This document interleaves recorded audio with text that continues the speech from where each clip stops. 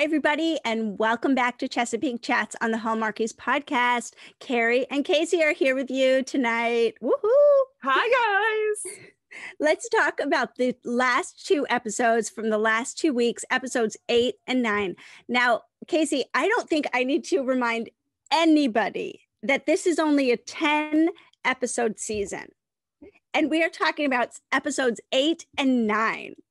Like, I know. It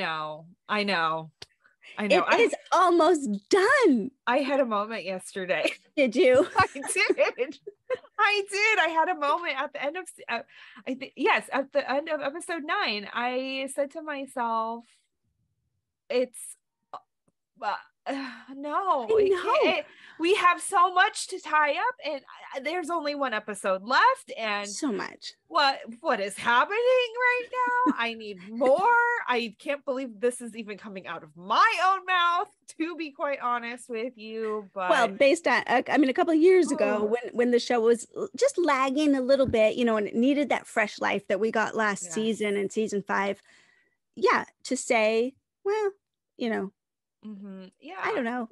I mean, it was a fun show. It was a good show, but who knows where it's going to go. But now we're dying to know. Now we're dying to have these happy endings for everybody. And I know. Yeah. It's hard because they, when season 5 ended, they didn't know what was going to happen. Right. We're going to continue on for another 5, 6, 7 more seasons, 2, 3 more seasons. Are we just going to wrap it up here? Season 5. Are we just going to have one more season? So they decided one more season.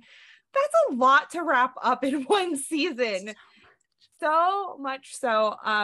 So I know like some of the comments out there have been like, oh, it feels really rushed. It feels really packed. And I'm like, well, it has to be because, when you're doing these shows and you're doing these series, you have to, number one, you have to make it compelling so that the entire cast has a good story. Right. Number 2, if you're unsure of how your series is going to go, you kind of have to take a shot and just shoot your shot and just open the entire can of worms so that the fans will push for a renewal. I mean, it happened with what's his name? The guy who did Mystery 101. He shot his shot and ended Mystery 101 the way he did.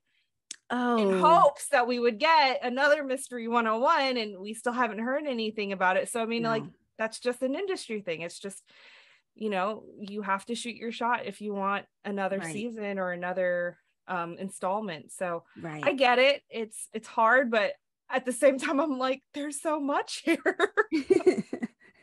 There's so much, and the characters are so well loved, and so many good things are happening in their lives. There is, this season they're doing a time hop type of thing, which may feel rushed to some people, but it was really designed that way in order to help it not feel so rushed to people. We couldn't have a baby for Kevin and Sarah in a summer. We couldn't have Abby fall in love realistically with the love of her life, Evan, in a summer, after an on again, off again, decades long relationship with Trace. I mean, it wouldn't have been believable. So one thing I will say for this show is it's entertaining, it's enjoyable, but they've been so careful to be fairly realistic. Like I'm really thankful for that. It adds to my enjoyment of the show that it's realistic. It is. I can see some of these scenes happening in real life, and the way relationships are going, I can see it happening. It makes sense to me. So the writers are just so savvy. They know people really well. I feel like they really are students of human nature and have really pulled wonderful things out. And that's why we're invested. Yeah, absolutely. That's why I need more. I need more. I don't know. I think Chesapeake Shores Thanksgiving, that would be fun. I know, Chesapeake Shores Christmas. Well, we can kind of just like daydream and root for more Chesapeake Shores all we want, but tonight we need to talk about episodes 8 and 9. Yes. So let's jump into episode 8. That aired 2 weeks ago. But if you have it DVR'd or something, you can totally watch it still. This is I Get a Kick Out of You. And episode 8 starts off with Margaret Keller and Connor O'Brien hanging up a cool new awesome sign at their law firm. And that was a precious, precious scene. Love it. And Keller O'Brien. Attorneys at law.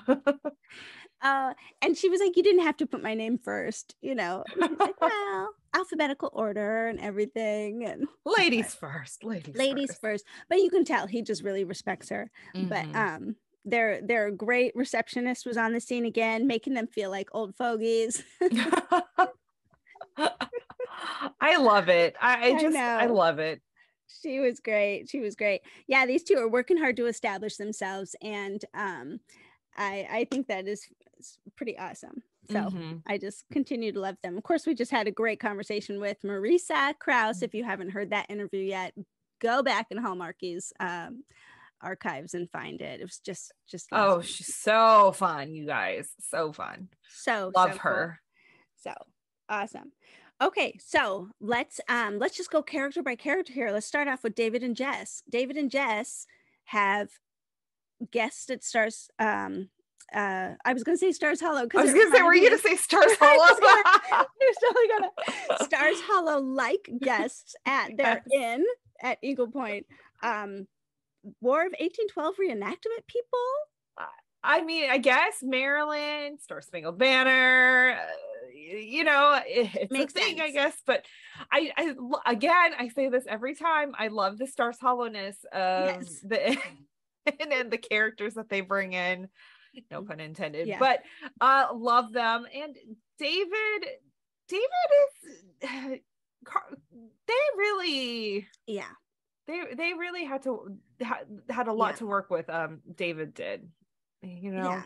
Well, I mean, he's found out that his dad, had some evidence that he's innocent, and now it's in David's hands, and he took it to the FBI, and they're more suspicious even now that, oh, really? He has evidence, and then you happen to find it. And, so the FBI doesn't believe him really. And he's looking at the prospect of defending his dad now having to go up against the FBI, right? I mean, that would be the case. But one thing I'll say about the hotel guests, which I thought was cute, that we haven't seen David in the kitchen very much this season. Oh, and, that's right.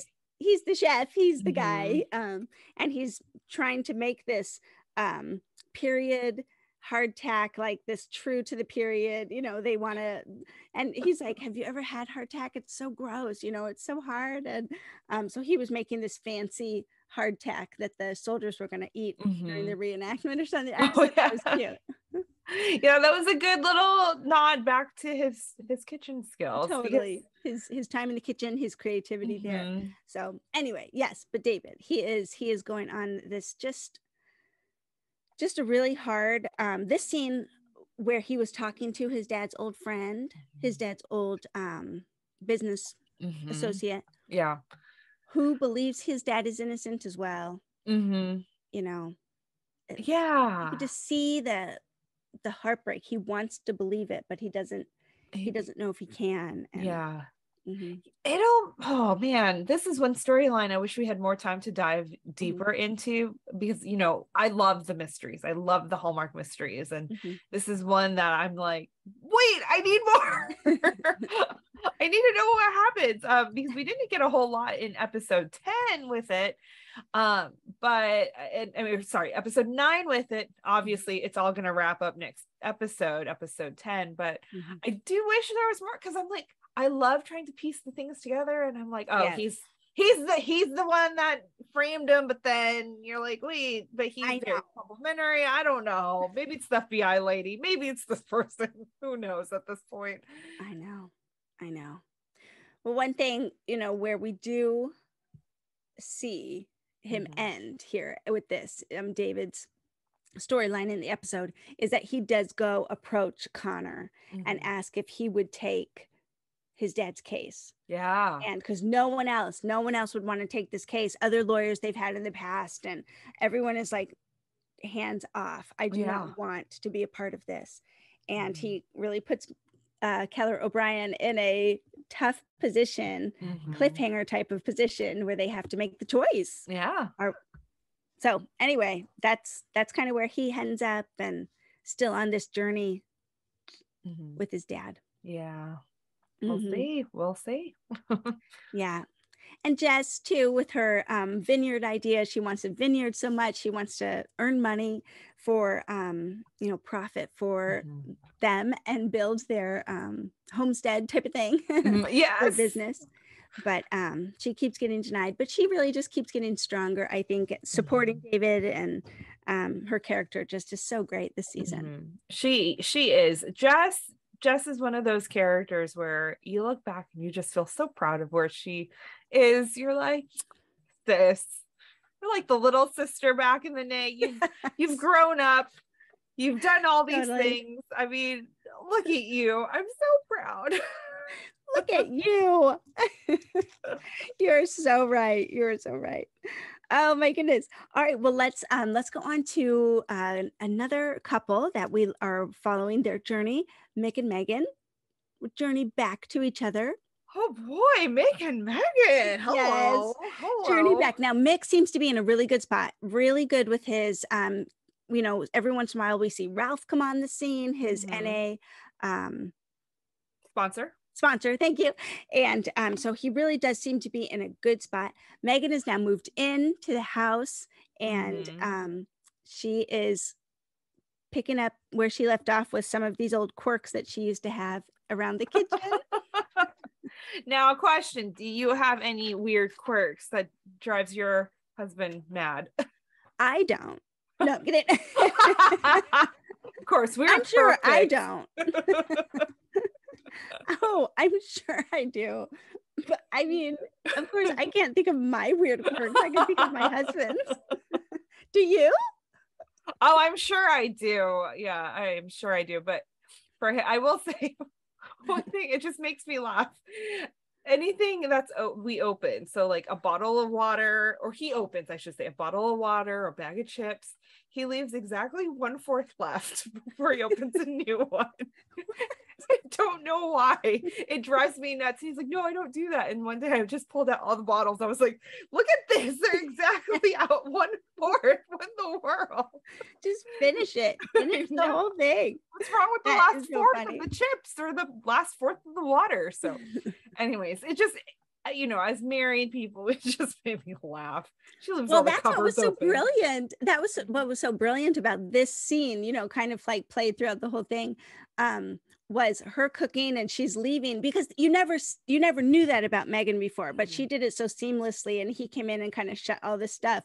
Now, I didn't even notice that the cabinet was open and the drawer was open, and because we do that at our house. We leave things open, people, and then we just kind of shut them when we're done. Like how she said, I was still cooking, she was in the middle of cooking. She wasn't done in the kitchen yet. I totally related to that. So I thought that was cute. But she definitely was like, you used to be annoyed by this. Like you didn't like this before. And he kind of had a moment like, no, I'm just shutting the drawers. Like you could see if they don't address this now, it could build up again to something really annoying. Yeah. But, yeah. That's growth, communication, growth. There you go. It's both. Okay, there was a real important scene. He overhears her on the phone. Do you remember this? Yes. And I got nervous. I was like, oh, are we stirring up more drama with Megan? We don't have time for more drama with Mick and Megan. Like, I know. I was like, wait, what's happening? Is there going to be like a miscommunication here? But you know what? He actually listened to the entire conversation and then realized where his brain was going was not what was actually happening. Yes. And so I appreciated the fact that he went and shut out everything, and then after he heard everything, he opened everything back up. Yeah. was like, Mm-hmm. this is my It heart. Yeah, it was really, really precious. It showed some really sweet growth in him. He stood there and he was overhearing her say to California, to LA, you know, I'm here with my family right now. This is where I need to be. Like, I'm staying. Basically, I'm staying here. And for the time, like, it sounded like she was she still works there. She still, you know, was maybe going to give some time over there, but he needed to hear her say, I choose my family. I choose my family right now, because that's what he was nervous about, you know. So he heard her say it. It really, like, he didn't address it with her. He just, like, kind of treasured it, and then went and opened up those cabinets again, and full acceptance of who she was. Yeah. And I think it was in that moment he knew. It solidified everything. Yeah. Like, everything he was concerned, all his concerns, it seemed to just melt away after that. It did. Yeah. So you're right. Yeah. It did. That was a small scene, but it was very important to the future of Mick and Megan. Yes. So that was really, really precious to me. Okay, Evan and Abby. Evan and Abby are they had just told each other they loved each other in episode 7. And now they're continuing on in relationship. It's so great. But he gets test results back from the XY Yeah. Yes. And this great test, genetic test, and gets his results back. And in true Evan fashion, ignores a huge piece of the puzzle of his life. He actually has living cousins, living relatives in Florida, and he gets hyper fixated on these small little things like, oh, hey, did you know I'm genetically disposed to blah, blah, blah. And boy, does that bug Abby. She's like, yeah, you have family. Like, let's address that. Yes. And I think it was funny that he didn't even, I think it was for him, it was almost like he had like a mental block, you know, because he didn't grow up knowing his father or his father's side of the family. And so, like, out of sight, out of mind. And it's Evan is very much, that's the way he's been. He's always been very, like, almost he's a little squirrely, but then he also hyper focuses. So he's it's very ADHD. It's very interesting, his brain. But the fact that he didn't really put 2 and 2 together at first, like, my mom's from Oregon, what are you talking about? Right.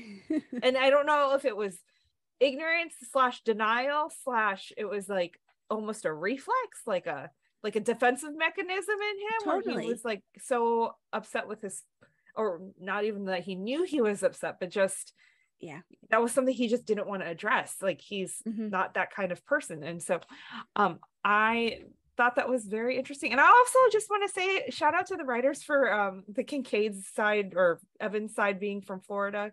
Not the Kincaid side, Evan's father's side being from Florida. Just like to say hi. a little Florida. Well, we have Evan himself explain a little bit that, like, he tried to talk to his mom about his dad, but he saw that it made her sad, and she kind of just would always say, oh, he died in this war, oh, he, kind of lead him to believe that he was dead. But he always kind of knew in his heart, he thought that he was alive, that he just left her. Right. So it was like he wasn't ready to face cousins, mean that he had to face certain other things that that he was just not ready to face. So he does come to a point, though, after a family time with the O'Briens, and he's seen all the beauty of the relationships there, and in different degrees. He says, Mandrake, I want you to go check out my people in Florida. Who are my people? Just what kind of people are they? Go check them out for me. Sent Mandrake down to Florida. Thought that was very brave. Yeah, it was very brave. It's almost like, oh, you have a little spy that can go scope out and see if your father's relatives are part of the circus, or yes, crazy.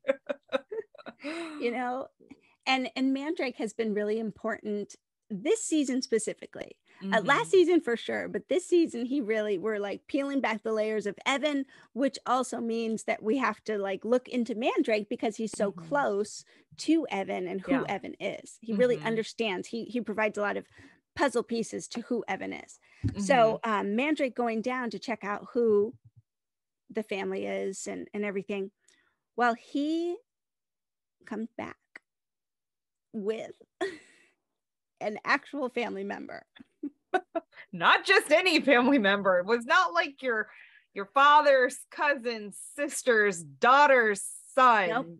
No, this is not your cousin's Doug's grandma. This is his father. His father. Okay, I'll give you my reaction. My reaction was like, Mandrake, that is a gutsy move, sir. That is a very gutsy move, sir. I mean, what did you think? Because this was very...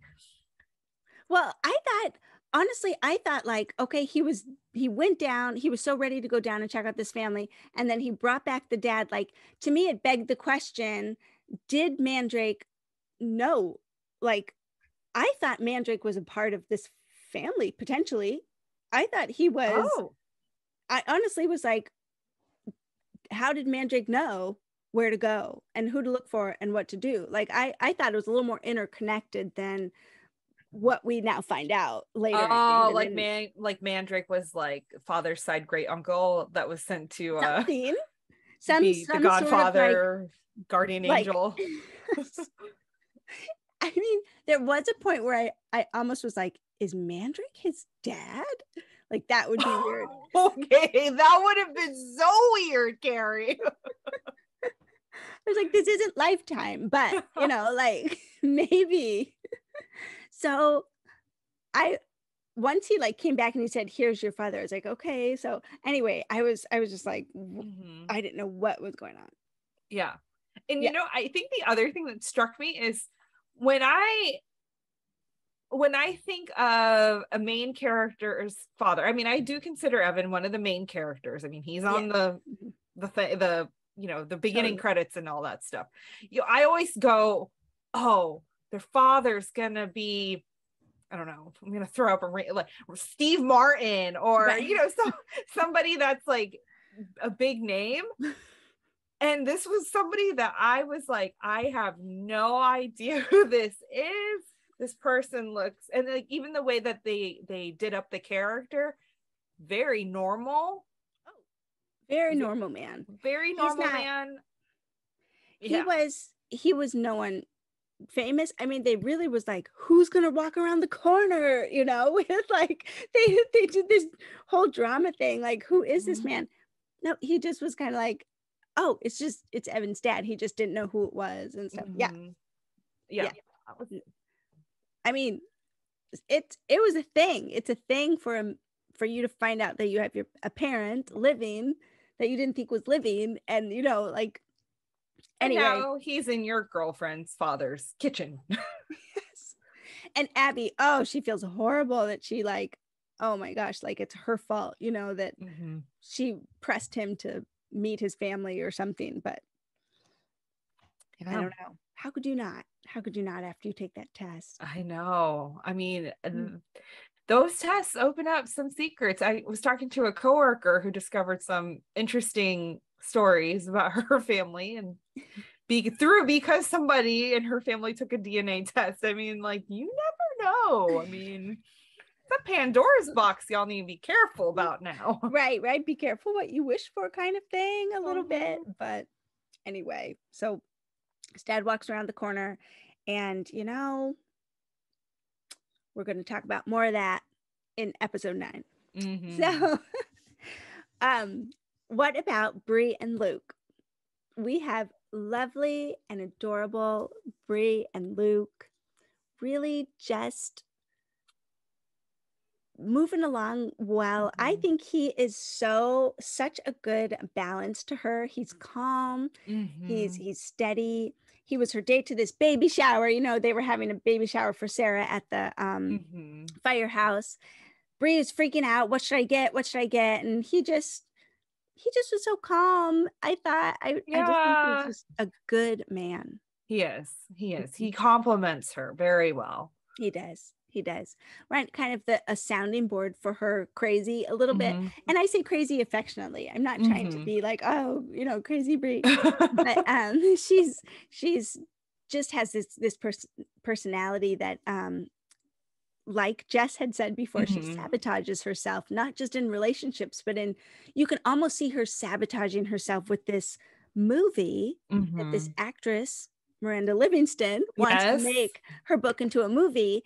And you're like, is she going to sabotage herself, or is this going to work? Is she going to think clearly about this? And, Yeah. Brie, you got to love Brie.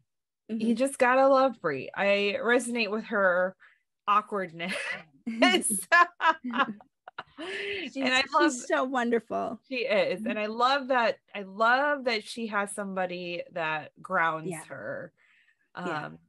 And then of course she brings out a fun side to Luke as well. And so I love that complementary partnership that they have. And then as far as her book being adapted to a movie, first of all, Tammy Gillis, you guys, we love Tammy. We love her.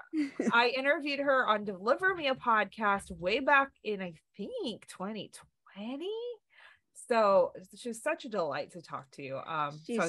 She's one of those faces you see and you're like, oh my gosh, where have I seen her before? In everything. Literally everything. Yes. She's so good. She's so good. She's here. She's in Signed, Sealed, Delivered. She's in a murder mystery. She's in just Hallmark in general. I mean, we love Tammy Gillis. Yeah, we love Tammy Gillis. So fun to see her. And it was almost like, has she been on Chesapeake Shores before? No, obviously not, since it's a new character introduced. But she just fit in so well, and had these great scenes with Brie. Brie was trying to figure out if she was a diva. She expected her to be this movie star diva, and she really wasn't. I love that, Jess. I love that Brie set Miranda up. Yes. Like with the whole failed waitress thing in the background or whatever. I was like, that is conniving, but I get it. I get it. Maybe she could make it in Hollywood, Brie. No, but I mean, you could tell that Miranda really did love the story, and she wanted to now immerse herself in Brie's world and meet her family and everything. And Brie, like, that just makes her so nervous. She's like, again, these characters are not based on my family. They are inspired by, maybe she didn't even use those words, but she, kind of like they influenced her characters, but they weren't based off of. And Miranda says something like, oh yeah, there's a little bit of your family in each, but as a writer, you're also going to put a little bit of yourself in each character. Yeah. And I think that kind of shocked Brie, and once again made me want to read this book. I know. Where's the book, you guys? Especially because the main character's name is Kaycee. So I'm just saying, where's this book? I kind of need to read it now, especially because the main character's name is Kaycee. Okay, but that was our question, Kaycee. Did we know that this character was named Kaycee in her book from seasons ago, or is this a brand new Kaycee? Because if it is, could be a shout out, another shout out to our lovely Kaycee on Chesapeake Chats. I honestly couldn't tell you if it was a named character from seasons past. I don't remember. I honestly don't remember, but when she said it, or I think it was Miranda who says it. Miranda says, Kaycee, your main character, Kaycee, or something like that. And my ears went, whoop. What? Yeah, I know. I also had to yell at my husband. I just, because it's me. So I'm telling him, like, hey, Dan, they named a character after me. He's like, Right. I'm like, no, just bask in this glory for a minute. Just bask with me. Just let me pretend. Let me have my moment. Just to have a moment, even if it's just between you and you.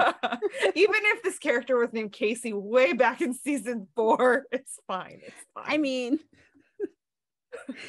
it's possible. It's possible. Hey. I think we could get confirmation from Thief and Mark. I mean, we'll have to ask them. Oh, but is this character Kaycee?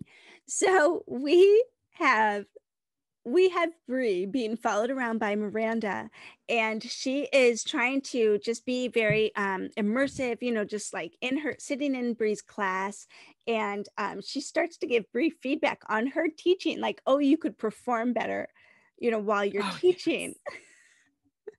Which I kind of didn't blame Bree for taking that, like being defensive about that, because I'm like, she's not acting here, she's teaching. Mm-hmm. She's being a teacher. Like, right. I mean, she gave her some feedback. Don't say like in your sentences, you say that too much.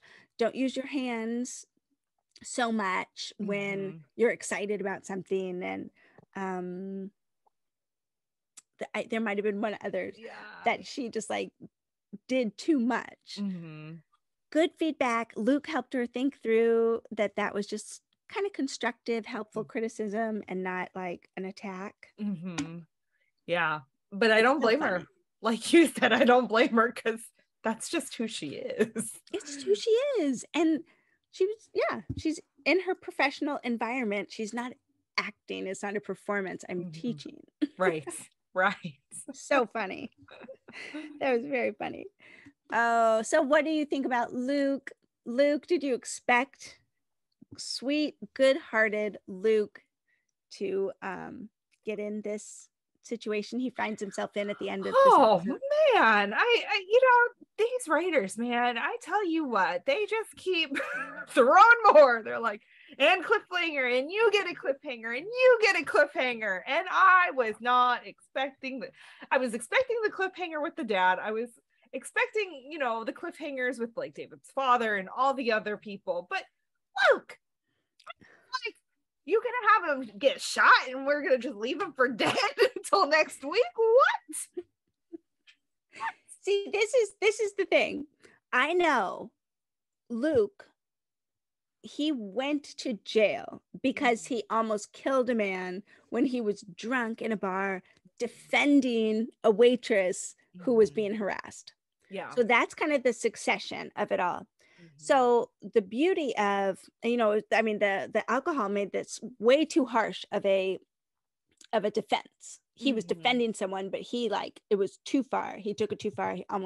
He put this man in the hospital, you know, that type of thing. This assault, that was very serious, but he was under the influence. So now we've seen his beautiful kind of redemptive story. He's in AA. He's an upstanding citizen now, holding a job. He's in a relationship. He's wise. He's helpful and supportive to his friend Mick, who's in NA now.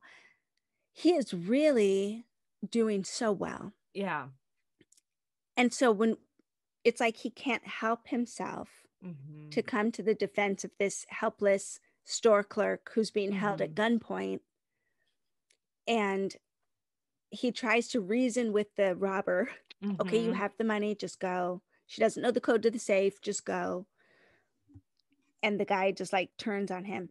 So you see, he's always been like this. He's always been, you know, stick up for the underdog type of guy, you know, be protective, good-hearted, you know, that type of a good Samaritan type of guy. It just was the alcohol that made him dangerous in that way. And so yeah, they have a little wrestling match for the gun. We now have a scene outside. We're on the outside looking at the store, and we hear a gunshot go off, and we don't know what happened. Yeah. Woo! Oh, honestly, man. What did you think? Did you think he shot the guy, or did you think he was shot? I had no idea. Yeah. I honestly had no idea. I was like in shock that we were going to get another big cliffhanger. So I couldn't dwell too much on it. But Well, what about either you? way, it wasn't going to be good for Luke. Either way. Mm-hmm. Yeah. Oh yeah, of course. Yeah. I will say, going back to your point, it is interesting that they are making it's a full circle moment for Luke. Mm-hmm. Because we started with his backstory of how he ended up in prison, altercation. We're at the end of season 6. We're wrapping it up.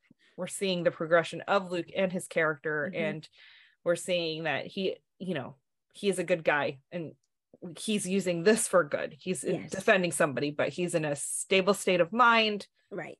He's doing it. I mean, he's doing the right thing, Right. So yeah, it is interesting to see. It is interesting. Almost like he just can't help himself, whether he was under the influence or not. Like sometimes they do say that brings out your true kind of nature. Yeah. When you're under the influence, at least of alcohol. So I mean, it just broke my heart that you knew it was going to go bad as soon as he stepped in and tried to help. But and he almost did too. He had a moment where he was listening to what was happening and understanding, oh, this is a holdup, and you could almost see it in his face, like he was going to get involved, and he was going to get involved despite the consequences to himself. Right. Yeah, I mean, I just like him. I think he's great. So that was hard though. That was hard to see. Yeah, hard to see that cliffhanger. Well, one last couple to talk about, I believe. Kevin and Sarah. Kevin and Sarah, yes. I was like, oh, are we going to the next episode? No, Kevin and Sarah. Baby shower. Baby shower. Okay, those firefighters really know how to throw a good baby shower. Now, to be fair, I think their wives and girlfriends had something to do with it. I mean, but still, now they do have the ladders and all the things for all the gorgeous balloon arcs and all the decorations. I mean, this is their lieutenant. This is their, boss. Yeah, that's true. That's something I honestly had forgotten until you said it. she is the boss. She's the boss there at that place. So no, I was so happy to see them do that for her and to have hosted at the firehouse, and kind of highlight that part of their lives. But Kevin has a moment where he correctly diagnoses something. She's kind of going through something, and the doctor, turns to him and a little tongue in cheek, so where did you go to medical school type of thing? Because he'd correctly diagnosed what she was feeling. And he was like, oh, I was in the Army, and I, went through med school there and was an EMT and all of that stuff, like legit experience. And she's impressed and gets his wheels turning. Yeah. Yeah. Okay. Remind me, back in season 1, was he was only an Army medic, like he didn't go through any of the med school stuff, right? So yes, so I actually don't remember the details. He went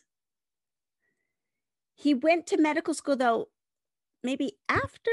Oh gosh, oh no, someone else is going to have to help us out. Someone else who's listening, you've got to help us out, because we can't. He was an Army medic, right? And then he came home because he was injured.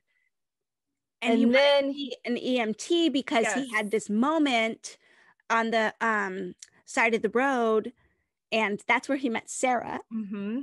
Yes. And so yeah, okay, because like it doesn't surprise me that he wants to be a doctor. There was something in my brain, and I'm like, it's in the back of my recesses, and I feel like it's something that was mentioned or said in season 1, but I've always thought that Kevin would make a really good doctor. Well, he had the books. He pulled out his organic chemistry and stuff like that. So maybe there's a reason why we've thought that. Yes. Maybe he was on his way to medical school or halfway through, and then he joined the Army. And his first girlfriend, Georgia, wasn't she like a medical personnel of sorts in the Army? Because then she comes home. Yeah, his first fiance. Oh yes, you guys, I gotta watch season 1 again. But Okay, somebody out there, because you guys are so good. You guys have really great memories, and I don't, obviously. Why have I always felt this way? What was mentioned back then to make me think that he would make a really good doctor? Because I've always thought that. Because he's not, and it wasn't super surprising. You almost go, I mean, you're an EMT, you're a firefighter, you're, like you've got all of what it takes. You've already proven yourself. Like, just go get your degree, Yeah. And he has great bedside manner too. So good. So great. Oh, he's so caring. He's so sweet. Yeah. Yeah. I'd want him for my doctor. I'm just saying. I know. He would just be, he would be amazing. Can you imagine the two of them in Chesapeake Shores, pillars of the community, fire chief, doctor, like pediatrician that everyone goes to see, like the family doctor. They're family doctor. Yeah, I'm here for it. Me too. I'm here for it. Yeah, but they are precious. He wants to go back and be a doctor, go to med school, which might be kind of tricky timing with a new baby, and you have a successful working wife, but hey, if the O'Briens can do anything, they can help each other take care of their families. Exactly. They were fine. Well, that is episode 8. We are moving on to episode 9, a continuation of a lot of these stories that we just talked about here. This is an episode called Spring Can Really Hang You Up the Most. I would love to know from Fief and Mark how they titled their episodes, how and why. Sometimes I totally get the connection, and other times I'm like, well, it's just a fun compilation of words. Yeah, it's true. It's true. Anyway. Oh, the second to last episode. Second to last, which shouldn't have surprised me that we find Mick in a jewelry store, but it did kind of throw me off a little bit. I was like, oh, okay, let's do this. Yeah. No, it didn't surprise me, because I'm, again, 9 and 10. I'm like, mom and dad have to get together. So mom and dad he needs to put a ring on it. That's what he needs. He needs to do it. Yeah. Now we see Ralph here again. They have a little lunch at Sally's, and he was saying to Ralph, I'm going to ask Megan to marry me. And I know it's probably, not advised until after I have a year of Narcotics Anonymous under my belt to introduce a new relationship.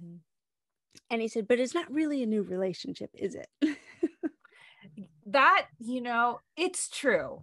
I see the point. I see the point from Ralph, because, when you are recovering from anything, it's like, you feel like you're on top of the world. You feel like you've defeated it, and you're like, okay, we'll take on all the new things.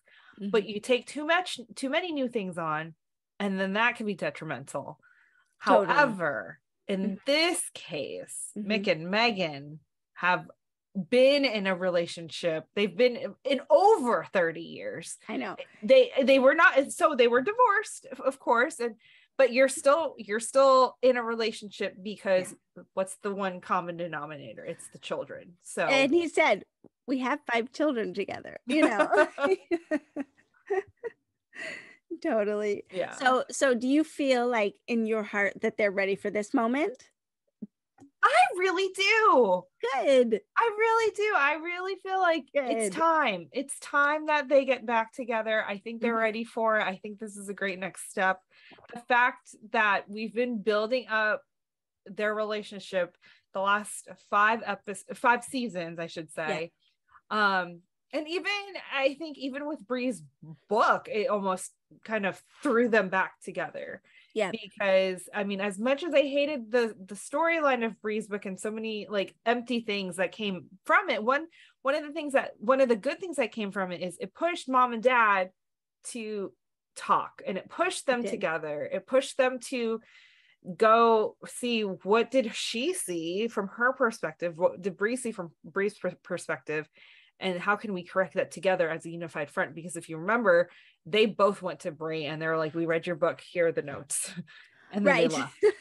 And it's like, okay, this is a turning point for mom and dad. They still have a lot of things to work through, but they weren't at each other's throats like they were in past seasons. Right. No, I totally agree. I think if you kind of step back and see the big picture of all the seasons of Chesapeake Shores, and how they have found their way back to each other has really been a really beautiful thing. And so it's fun to have mom and dad be at this point at the episode before the last episode. And of course, we know the last episode we do see Megan in a wedding dress, which I don't think is a spoiler from anybody else if you watched like next week, like after the show last night. But so I love it. I think that it's really sweet. One thing I love that he said in that little conversation with Ralph, he said, "Trust me, my life is better with Megan in it." Like, yeah, like you just, if you're going to be sure about something, he's sure about that. Like, I know it sounds crazy. I know it's going to be chaotic. My life is crazy and chaotic anyway, but it's better with her in it. So that was sweet. Yeah. Love it. He says, listen to the universe, which, could mean anything to anybody. But what he, I think, meant in this moment, or at least how Mick interpreted it, so many things went wrong for Mick on his way to on his way to propose to Megan. So many things go wrong. And what I loved about that is, honestly, that's life anyway.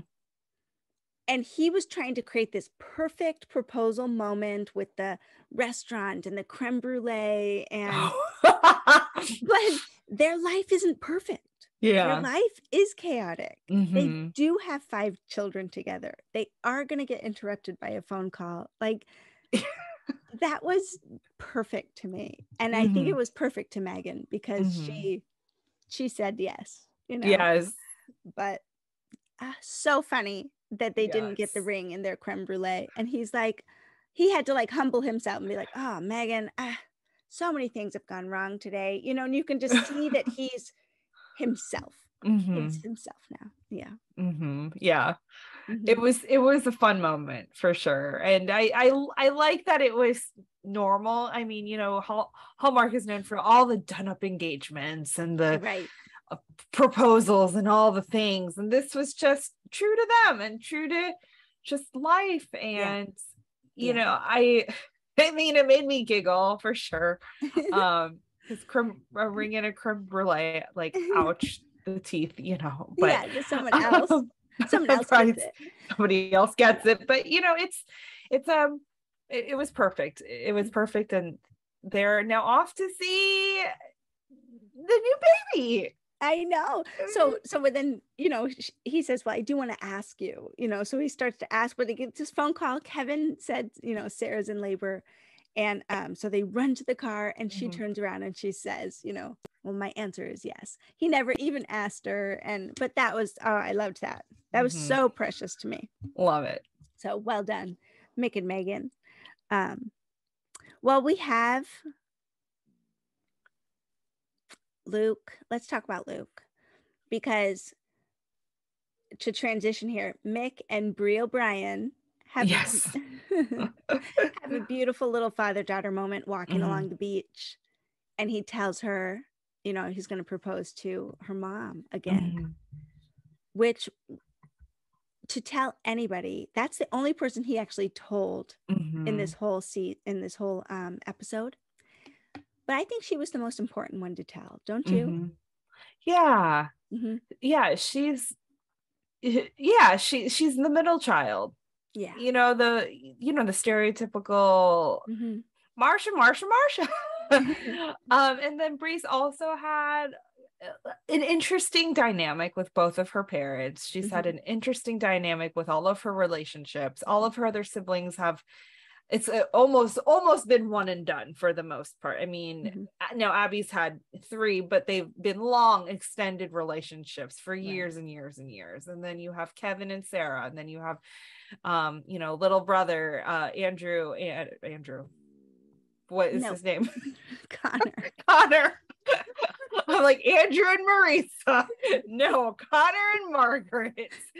And you have Jess and David. And, so she's, she's still she's still in that moment of learning her relationship with Luke. And, they're becoming a long-term thing. But she always seemed to be the most unsure and the most sensitive of the five. I would say she's like the heart, he knows that she really saw them because of the book, he knows exactly what she saw and how she kind of interpreted things. And she's always been that heart, that she's the artist, she leads with her heart. And so for him to tell Bree, I don't know, it just symbolized to me the place that he was at, affectionate wise, for Megan. And he's going with his heart. It's not a business deal. It's not the thing that makes sense, like you said a couple episodes ago. This is his heart. He wants this to be a forever thing now, and he's ready. And so to talk to Bree about it, it almost, to me, it felt like he knew that Bree would affirm that in him. And her reaction was so beautiful. She was like, okay, she was ready to. You are so right. Yeah. Because she is the artsy one, and she is the emotional one of the five. Yeah. The other four are very, not that, okay, I'm a writer too, so don't, out there in the universe, don't be coming at me saying, oh, that is a career. I know it is a career. I'm in the career. But the other careers are just very fact-driven, data-driven. Death in life. To do. Yeah, lawyer, businesswoman, business fire chief, EMT, that's all. All of those things are very math and science and very like technical and very fact-based. Whereas Bree, like you said, she's the artist. She is the heart. She's the emotional one. Emotional, not in the way that Jess is emotional, where her emotions are just everywhere. Right. More of she's the feeler. Yeah, she's and the feeler. So I love that. Yeah, that's a good one. She's a feeler. Yeah, that was a sweet connection, I thought, that they had. But as they're talking, they get that phone call that Luke's in the hospital. So they rush over there. What did you think of their conversation with Luke in the hospital bed? Bree and Luke. Luke, I feel sorry for Luke. He just, he has some trauma to work through. I think that really showed his insecurities in the moment that, he's viewing himself as the old Luke, the one who was drunk in an altercation, but this was a completely different situation. And he was very shaken up, I think, by his parole officer just kind of coming at him. So I don't blame him, and he's in this like mental state of mind and stuff. But speaking of the parole officer, he was so much softer. He was like more just understanding. He's like, I'm gonna let this pass. You're out of your jurisdiction when this happened, but I'm gonna let this pass. Like he saw the good in Luke this time instead. Like he was so different to me. Yes, he was. He even looked softer. He didn't look so like. He did. Remember last time we saw him, we were like, oh, he's such a villain. If there's a villain in this series at all, it's this parole officer. He's going to come and wreak havoc on Luke's life. Well, then sure enough, we see him, and he is a man who is gracious, and he was just. I think that would be what I would call him. He was just. He saw the situation for what it was. And he was going to reward Luke for his really the good deed that he did. And not come down hard, too hard on him. He was just. So so okay, so keep talking about them, Bree and Luke's conversation when he's down on himself. He's seeing himself as the old Luke. And I think once again Bree brings out the best in him, and he reminds him that he's not who he was before. Right. And she also reassures him that she is still here. She's still here. Be there for him. Yeah. You know what he reminded me of? His whole demeanor, how he was talking about himself, reminded me of that very first Luke Tatum that we were introduced to in season 5, episodes 1 and 2, where he is like sarcastic. He's like, you know, just he's almost embarrassed. He's holding himself in an embarrassed way, and but defensive at the same time. So he really reminded me of that. So when you said he's responding to this situation as if he were that old Luke, that was really insightful, Kaycee, because I think that's what I saw as he was laying there in the hospital bed, and he's being sarcastic about how lucky he is, and oh, aren't I lucky, you know, like, and she's like, yeah, you didn't go back to jail, even though you probably should have. You have people who love and support you and are worried about you, and you're alive. You're actually alive, and that was a miracle. Like, I would take that kind of luck any day, basically, is what she said. So yeah, she spoke good words over him. For sure. Poor guy. Luke, man. I know I'm anxious to see where they end up, the two of them. Yeah, I agree. Yeah, definitely. So, well, let's go on to Connor and Margaret. Yes. They are trying to decide whether or not to take on the pet case. Didn't you love her pros and cons list? Oh, 100%. I was like, Marissa, Margaret. I mean, Marissa's like my best friend now. I mean, yours too. So I mean, like, I know. You know, Margaret is too my best friend. I'm a pro cons list person. So the whiteboard, everything. Like, it was so funny. She's like, the only thing in the pros column is like, he's, you know, this would help out a family member, basically. You know, like, he's one of your family members. But everything else was like con. You would be way too expensive. You know, it would put them on a map potentially in a really bad way. You know, if they lost this case, really bad way. Yeah, that's a risk because they're not even established at all. No. I mean, he's had his practice for what, a year at this point? Yeah. Barely a year, because barely. Well, and she's probably thinking of his health. I mean, the last time he did something, you know, like that's this, true. like he's helping Luke out in the courtroom, and he has a heart attack. He, you know, he has to slow down. She's probably like, I didn't zoom into the pros and cons list, but I wouldn't be surprised if that wasn't on there. Yeah. Your health is, you are still recovering. Yeah. This is stressful. And this is a big case for two very green attorneys to take. Now, I mean, Connor has experience, yes, but he was still an associate. He wasn't even a partner. He wasn't even up for partner. He was just an associate. So I have a question. Do you think we're going to go back into the courtroom in episode 10? Oh man, I would love to go back in the courtroom. I know. I would love to go back. Especially with Connor and Margaret. Especially. Yes. I don't know. My hope is that we get to go into the courtroom and we see Connor and Margaret get all like Legally Blonde up in there, but I don't know if we have enough time. I was like, is this a 2-hour episode? You know, I thought the same thing too. I was like, this has to be a 2 hour. It has to be a 2 hour. I actually don't know. I don't think it is. I think it's just an hour. Oh man. Okay. Well, it would be cool if we went to the courtroom. I'm not sure if we will, but it would be cool. It would be cool.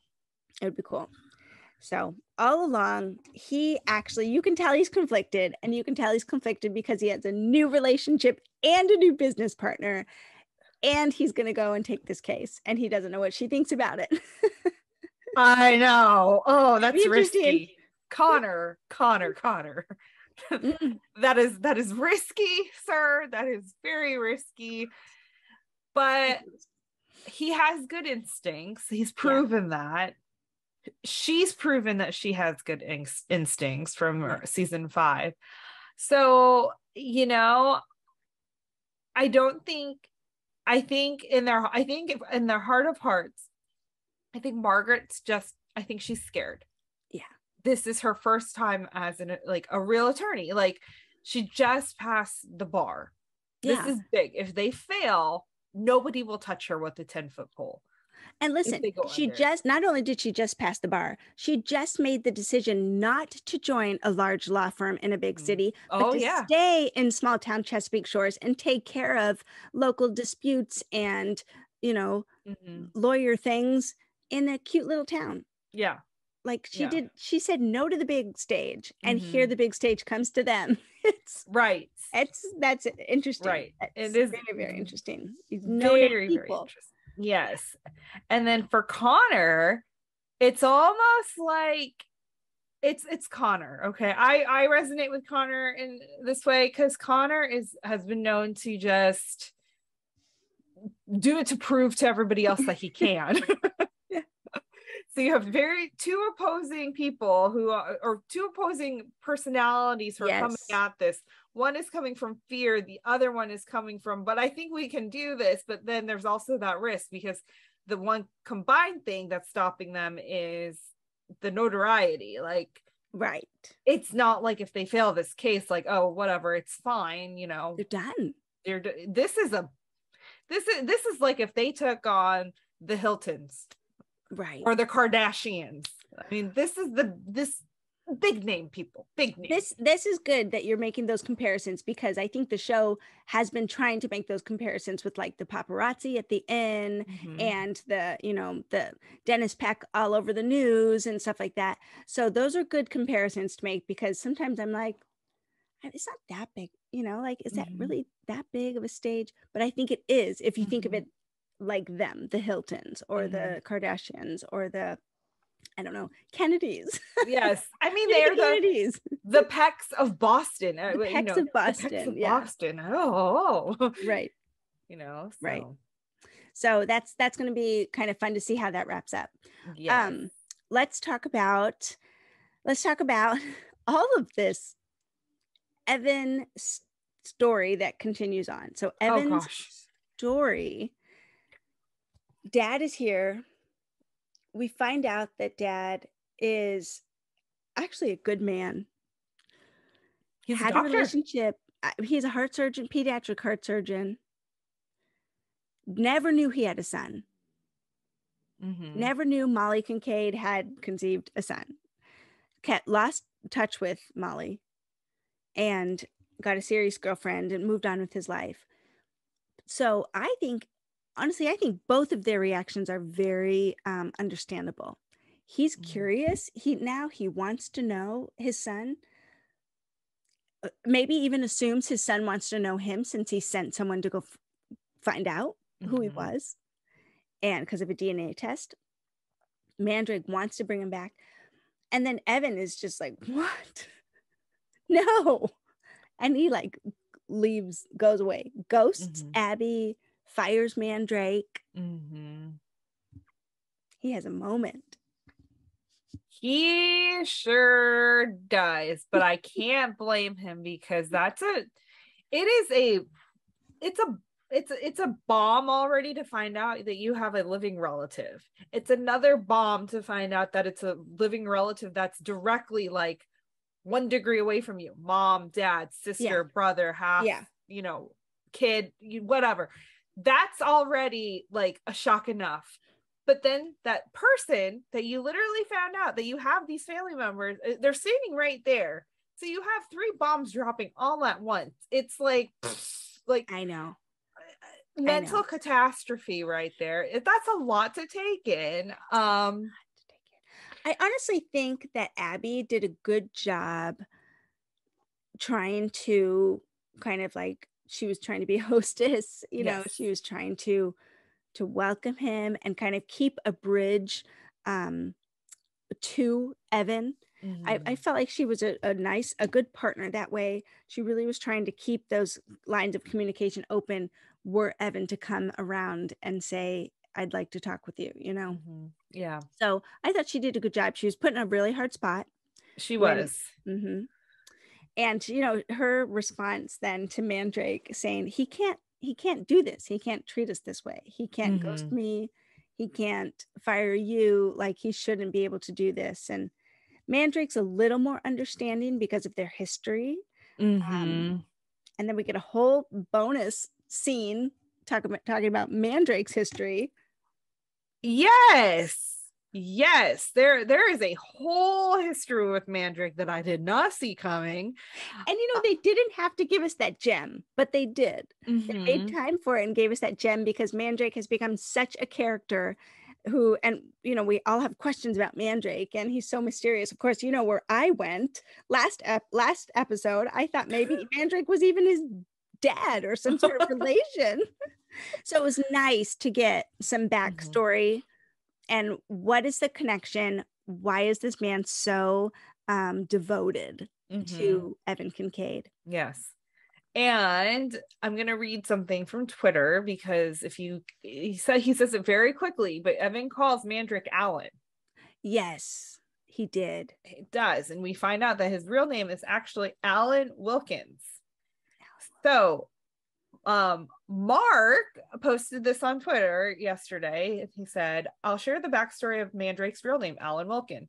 Fief and I are big film buffs, so Alan is for Alan Mowbray, the great character actor who played many movie valets, but his valet Wilkins in Cary Grant's Topper is the best. Oh, that's awesome. So they meshed those names together, and Alan Wilkins, aka that's cool. Mandrake. That's very, very cool. I think that those are the fun things that you can do as a writer and be like, okay, this is what I'm going to do. Yeah, Alan Wilkins. Well, we knew he had military background because he and Kevin connected earlier in the season and connected over, you know, military trauma. So we knew that part of his story, but we didn't know that after he came back and he was a vet, he was homeless. He was in a bad place, really, really not doing well. And was able, though, because of where he lived as a homeless man underneath an overpass on the highway, was able to save Evan's life, pull him out of a car just in time. Mandrake the magician. Yes. He called him. And that is the beginning of Evan and Mandrake and their relationship, which it completely humanizes both of them. You know, I think at first, both of these two characters coming in, they're very, like in season 5, very strange, very quirky, very much almost, you know, cartoonish almost. Cartoonish, but it really humanizes their relationship and both characters. So I love that little touch. Yeah. And, you know, Mandrake, they have such a unique relationship because it almost does seem a little paternal, you know, Mandrake's devotion and love and protection of Evan, understanding of him and everything. But you know, this puts them more on the peers. They're more of like a peer. They need each other equally, and they've saved each other similarly. So that was cool to see. Mandrake has been fired and walked off the scene. What is this? That can't be the last time we see Mandrake. No, we need more Mandrake. We'll see more. We'll see him again. Well, it's Hallmark. They have to reconcile, you guys. They have to. They have to.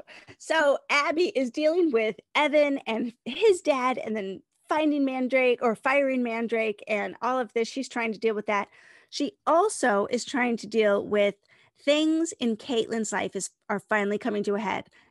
Some episodes ago, we have seen Abby's concern for Caitlyn not doing well, grades slipping, interest in certain things dropping, and we didn't know why.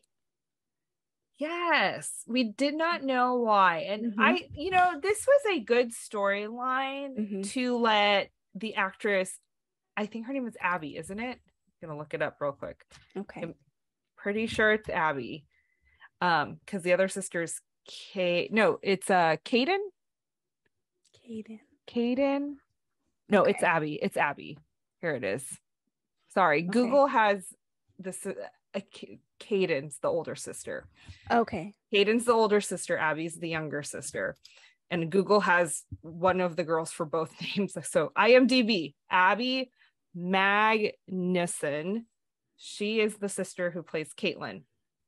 So it was where I was going with that is for the last 5 seasons, you know, they've always been very much side characters. Hi mom, hi dad, you know. Right. Goodbye, granddad. Grant's taking us to the fair, you know, type of thing. Yeah. I thought it was a really smart way to let the girls showcase their acting abilities, because last season, or with the painting we had, that was very focused on Caden. This time we're focusing more on Abby and her character and letting her shine, especially because she grew up the last 5 years. She was very little when the series started, and now she's a preteen or a teenager. I don't know how old she is, but she's obviously 13, 14, 15 years old. And so I love that they gave her a storyline so that she had a way to shine as an actress. And so I thought it was a great storyline. I mean, bullying is something that happens, peer pressure, that the teenage angst of friendship, not friends, frenemies, it's a tricky thing. And so it is, you know, I appreciated that. I appreciated the nuance of bullying by someone you consider a friend, because that does happen. You know, someone you consider a friend and everyone's like, oh, aren't they the best friends? Isn't that so cool how good and close friends they are? And yet you actually start to feel trapped then in this relationship that everyone thinks you're such best friends, and you're like, but something's off, something doesn't feel right. Come to find out, Sloan was definitely was bullying her, was you know, just in ways that, like, I saying stuff like, you should dye your hair, and then she does, and then she's like, it looks horrible, that looks so bad on you, you know, type of thing. Like, whoa, you just can't please someone like that. And that is a rough relationship to be in. Yeah. So things come to a head, and they definitely have a fist fight in the parking lot, which we did not see. But we end up in the principal's office. The girls are getting suspended, and Sloane's parents just seem, yeah, they're terrible. I don't know. Yep. I try not to judge, but they just, you know. Oh, I'm judging, straight up judging. Like, hey, you know what? Your kid's not so innocent. I'm just saying. I mean, Caitlyn wasn't either, because we don't know do we know who took the first swing? We just know that one made fun of the other, and then the other one got upset, and then there was I think Caitlyn finally had it, probably. That was the last straw. Yeah. That would make sense, because if I were being made fun of, and, you know, my hair looks exactly like yours now, and now you're telling me that it's, you know, like, it just, she probably had the final straw. But the problem with these parents, they didn't even consider that Sloan maybe was in the wrong. And I think as parents, you just have to have eyes wide open about your kid. You got to know their strengths, you got to know their weaknesses, you got to know all of that, and just be eyes wide open about it all, and be realistic. Like, hey, maybe there could have been something that Sloan did to do something like this too, you know, or something wrong in this situation as well. And they just were so adamant that she was the victim. She was not the instigator at all, when she was the instigator a while ago, with the constant, you know, bullying and the attacks and stuff like that. So maybe in this moment she wasn't, but you have to step back and look at the relationship as a whole. I mean, that's hard to do, but yeah. I liked how they wrapped the storyline up with Abby going to Caitlyn, and she was just like, hey, let's talk. And it wasn't, I mean, human nature as a parent is like, what are you thinking? Yes. Are you kidding me? Violence isn't the answer, but it was very much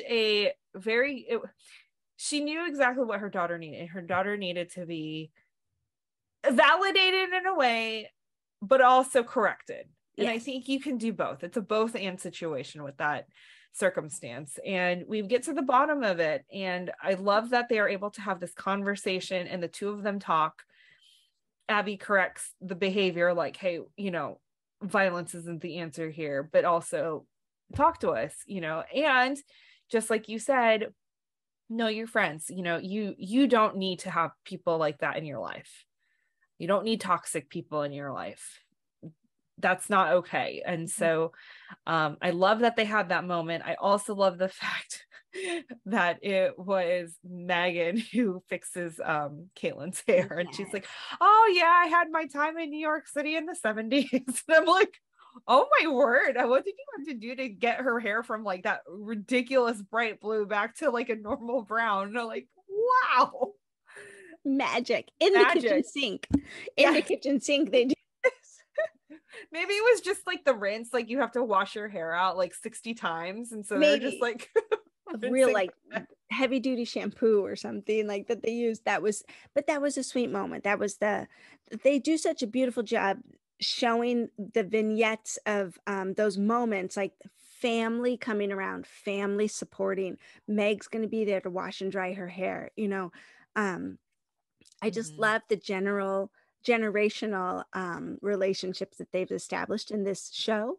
And they're precious to me. So it's always really cool to see who they bring in for certain scenes and wonder why and kind of analyze why. So me and you, we love analyzing. So it's always fun.